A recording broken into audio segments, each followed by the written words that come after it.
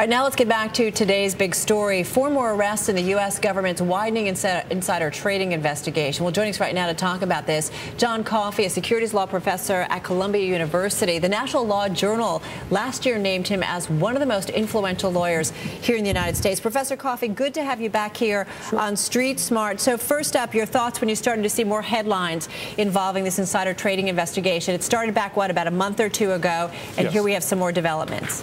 Well, notice this is the second time within 1 month that they've arrested an officer of the same firm, an expert networking firm called Primary Global Research. If you get 2 officers arrested, I think it shows the government has you in the crosshairs.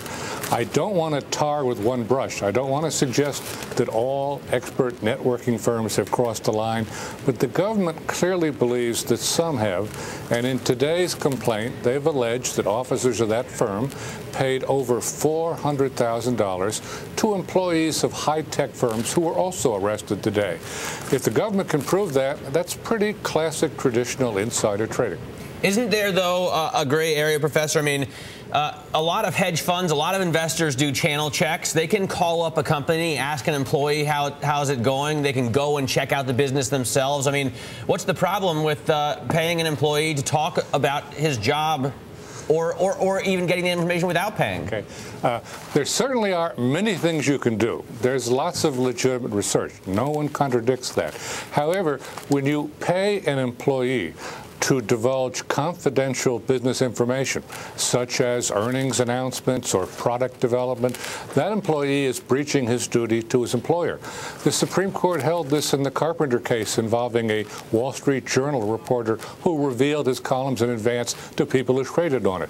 The key element here is not simply that you're an employee revealing information, but that the government is alleging that the recipients of the information paid for it. That suggests that there's been a fiduciary breach, and generally for most companies that violates their own guidelines, which typically say that you can't release confidential business information. But our Corey Johnson also brought up a good point that we're waiting to kind of see the other side of the equation, that there actually were trades done on here and money was made. We haven't seen that yet. Now, that's a very good point, because before the government is going to try any of these cases, they're going to have either someone indicted or a cooperating witness at a hedge fund saying that we received this information and traded on it. Technically, the government could prosecute under the mail and wire fraud statutes without showing trading, but to prosecute for securities fraud, you've got to show that there really were trades made, and that probably explains why the government subpoenaed the records of 3 hedge funds last month. I don't suggest people there broke the law, or don't suggest the otherwise either. But I think that witnesses from those firms will be approached to cooperate and say that based on what was told us by these employees, we traded in that stock because it was material to us. Well, Professor Coffey, based on how it's playing out, though, does it suggest to you that indeed that there were trades done, that the government has some good inside information, if you will, that trades were executed on inside information? Let me put it this way. I don't know why an expert networking firm would pay $400,000 to middle-level employees unless the hedge funds receiving that information were pleased with it and were willing to pay fees to the expert networking firm that more than covered those payments. Can it be, though, Professor, insider trading if you simply subscribe to an expert networking company's research and analysis and get it just like all of the other hedge funds that are clients of that expert networking firm? Simply subscribing to an expert network firm is not going to be insider trading. Getting meetings face-to-face with employees in which they tell you what the second quarter earnings is, and you are aware they're being paid for that, Gotcha. I think that goes over the line. Professor Coffey, who's the next target? Because it looks like what we're getting today looks like prosecutors are kind of forging some new ground against these expert networks and really their relationship specifically with hedge funds. Are hedge funds specifically, you think, the next target here? Well, I don't know whether there'll be an indictment of a hedge fund. I'm not predicting that.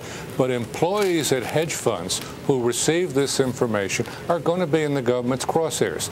They may be given the option of testifying as a cooperating witness, or they may be indicted to make them even more motivated to provide testimony for the government's case. John, what are you expecting next out of this investigation? Well, Little attention has been paid to the fact that the government also announced today that they had gotten a plea of guilty from a Mr. Dan DeVore, an Intel executive. Now, he is both going to plead guilty to securities fraud and cooperate. That probably means he's going to provide very interesting testimony about the expert networking firm that employed him. And if he says they asked me to do this and they asked me to do that, and they wanted product announcements, they wanted advance earnings, that's going to be very lethal testimony before a jury for the expert network involved. Do you expect, by the way, Professor, the arrests to keep coming here?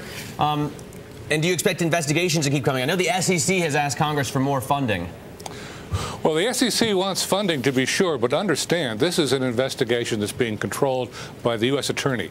They are the quarterback in criminal cases. They have the power, and they aren't going to be pushed by any one agency. So I think you ought to see this as a standard criminal investigation run by the Department of Justice. Is it an investigation, in your view, that's going to shake up the markets at all? We seem to be doing okay today, but as it potentially expands and develops, what impact could it have, do you think, in your view, on the financial markets? I think it's just going to make hedge funds more careful about who they're dealing with and what the ground rules are. I certainly do not want to suggest that all network firms are illegitimate or that you can't get experts advising you about a company. But there's got to be a line that's carefully observed. If you're having face-to-face meetings with corporate employees and they're revealing either earnings announcements or product announcements, that's very likely material information. And if the network is paying them money for that, that really is the additional element that crosses the line and becomes criminal. All right, we got to run. Professor John Coffey up at Columbia Law School, thank you so much. We appreciate it.